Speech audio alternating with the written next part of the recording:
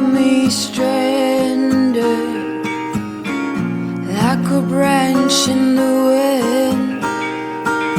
Tell me what you long for. Oh, I won't watch you. Things are going really well on WildChild with the new all-girl crew. Looks like Season 2 is going to be much better than Season 1. But I left out some odds and ends, some bits and pieces I have to jump back to cover. WildChild is sort of healed now, we're ready to go, we can go anywhere as we want, and we have to get out of here before the hurricane season comes. But there's a few details we have to take care of first.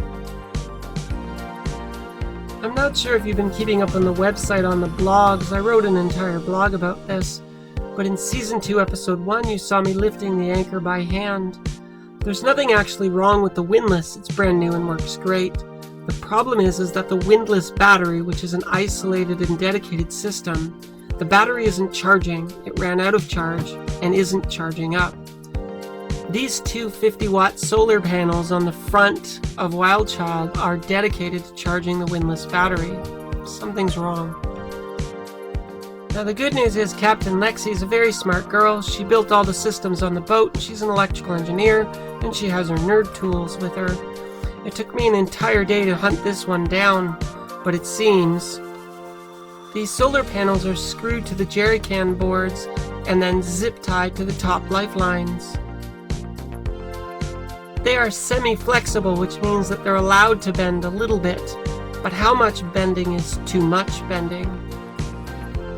Well, I used to have an evil monkey on the boat, and he would constantly lean all of his body weight on the top lifeline and flex and bend those solar panels far more than their tolerance allows. And we had many fights about this, where I would beg him to please not lean his body weight on the lifelines above the solar panels, and he would argue that, oh, it's fine, they're meant to flex, there's no problem with it, it's okay for me to do it, you're just worrying for no reason. Well, it turns out I had good reason to worry, and I was right. This problem took me a long time to track down because the solar panels were putting out voltage. The charge controller was receiving voltage. There was a clear connection path and no problem with any of the wires, and yet there was just no current going through. Turns out the cells were microfractured inside from the overflexing, so although the cells still existed, they still received some amount of voltage. They were fractured and not connected together, so they couldn't add their solar power together to combine to provide current to charge the batteries. What you can see in this picture as scratch lines is really microfractures in the solar cell. WildChild has lots of solar panels on her, and Captain Lexi's a really smart girl. I was smart enough to bring spares. We have 2 spare 100-watt semi-flexible solar panels, and we have 1 spare 50-watt semi-flexible panel, carefully and safely stored flatly under the pilot berth bed, under the cushion, so they wouldn't be damaged.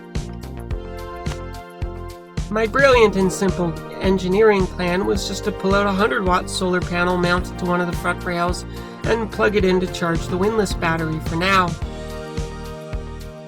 Well, it seems that the monkey that had been handling my $300 pair of spare solar panels was rough on them too. They all also exhibit microfractures.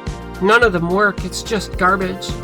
I really need solar panels to charge the windlass battery because I need that windlass. I'm not strong enough to lift the anchor by hand. Well, before Elena had arrived, I'd been working on this problem. I'd scoured all of Marsh Harbor for a replacement solar panel, and all as I could find was this 20-watt glass panel, too delicate to be mounted to the rails. Getting them shipped directly to Marsh Harbor, Bahamas was cost prohibitive. You can suffer up to 100% taxes and custom fees on the item that you want, and it could take 6 weeks to get it in. Getting things shipped to Marsh Harbor just wasn't an option. Well, I had ordered 2 50-watt semi-flexible panels from Canada to be received by Michelle in Florida, because Michelle was going to sail over in a week and he said he could deliver them. I waited around in Marsh Harbor for 2 weeks waiting for Monkey to cross the Gulf Stream and bring us the parts that we really needed. I don't want to make season 2 about the monkey, but let's just suffice it to say that in his attempt to cross the Gulf Stream, it ended rather badly because he had himself as the captain. Without me there to carry him, he really couldn't do it on his own. After much texting and arguing back and forth, with the monkey constantly making promises that he could not deliver on, as the captain of WildChild, I had to make a decision as to what is best for WildChild. For Ellen and I, we have to heal WildChild before we can move on. The parts that we need to do that are waiting in Florida. If they can't be delivered to us, then it looks like we are going to have to sail to Florida to go get the parts for ourselves. Sunrise in Marsh Harbor. It's Monday, April 15th, 2019.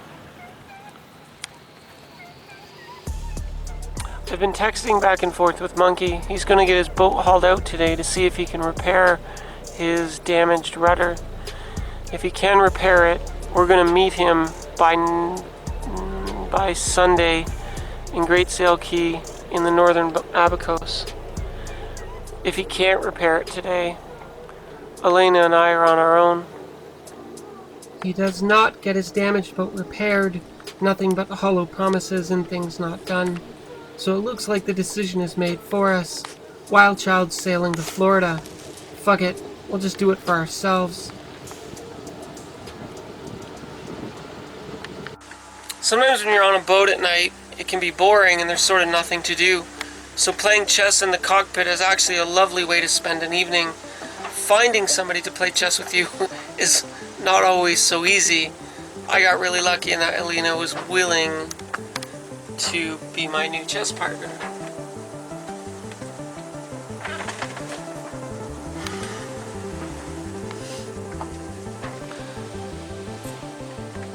Not only did the universe land me the best crew in the world for me, she also is willing to play chess with Captain Lexi, and she doesn't even know how to play chess, and she's not afraid to try and to learn. And to get her ass kicked. This is how Captain Lexi treats her crew. I'm making my crew clean the bilge. How funny is that? No, just kidding. No, I opened the bilge the other day to get some canned food out of the floor, and it was so filthy, it really bothered Alina. So she's like, can I please clean that? And I'm like, oh, sure you can. I'll totally let you clean the bilge. I'm not, but for all my viewers, I am not making her do this. But if you look, like here's a can. Yeah. You know, when you leave food in the bilge, it does get kind of... So here, wiggle it out. So the plan for WildChild today is Alina and I will go to shore because it's Monday and things are open. We need to refill our propane tank. We need to fill one of the gas cans that we finished off on the dinghy tank. We've got a ton of garbage. I don't know if I showed you the video yesterday. We cleaned out the bilge, and most of those cans that were stored in the bilge have rusted right through and failed, so we have to throw them in the garbage. We weren't able to save very much of the bilge food. It's mostly just garbage. So, mental note, don't store food in the bilge. There's a place here in Marsh Harbor where you can drop off your propane tank before 9 a.m. and they will bring it back filled by lunchtime, like by noon. So we have to go to shore early, and poor Alina, who likes to sleep in, I'm going to have to wake her up soon. Because we have to leave in the dinghy by, 8:20 to dinghy to shore because we want to get our propane tank dropped off on time to be able to get it returned by noon. And then this will be our last kind of stop provision in Marsh Harbor, and then we will begin making our jump north to Great Sail Key, past Green Turtle and up to Great Sail to await for Michelle. It's a nice day, and hopefully it's not going to be 35 degrees Celsius and 70% humidity today like it was yesterday.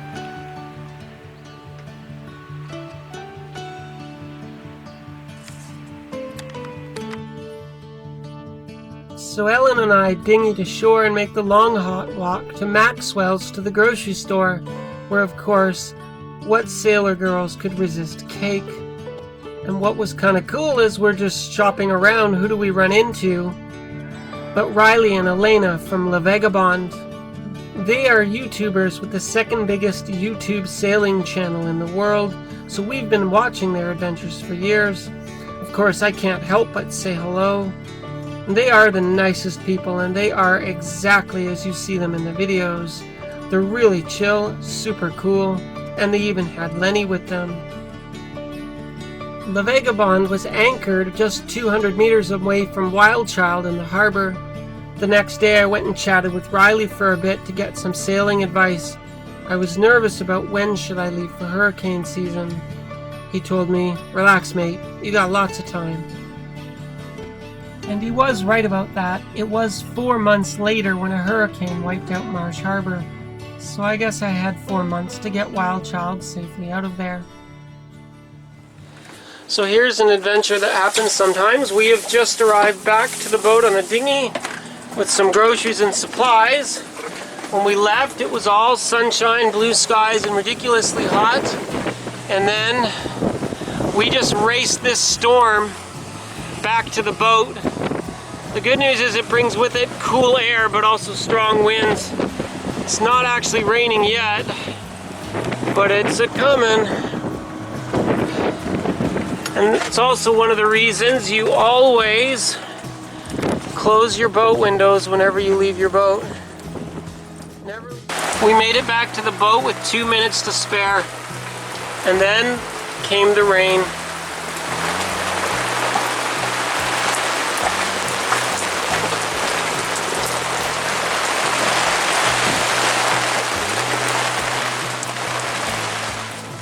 Stuff about the rainwater tank and didn't notice this interesting boat coming in the rain, looking for a place to anchor and shelter from the storm.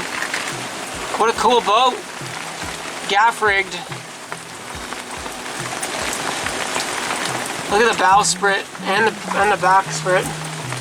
They're huge. I wouldn't want to pay LOA by the foot at a marina for this boat. It's like a 40-foot boat with an LOA of 60 or 65. Serious boat though. Looks like a good girl. Poor crew out there in their follies, trying to find a safe place to anchor.